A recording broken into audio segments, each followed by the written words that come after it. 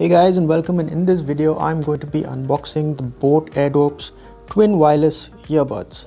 So this is the box that they come in. It says elevate your game, and what else do we have on the box? Okay, so it says it has an in-style 500 mAh charging carry case and premium high-tech design. Some of the features are given over here, which I'll just read out for you.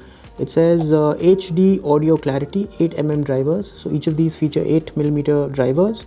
It's IPX5 sweat and water resistant. It says true wireless experience, Bluetooth 5.0, up to 3.5 hours of sound per charge, easy access controls with voice assistant, and hands-free communication with stereo calling. So these are some of the features of the product. Let me just go ahead and unbox them. So of course you get some documentation over here. This is the user manual that comes. Okay, you got your manual setup guide.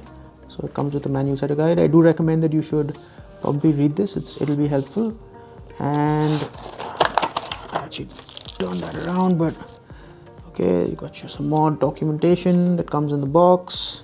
This is a charging cable.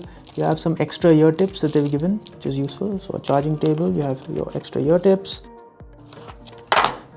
These are the earbuds themselves. So that's the charging case.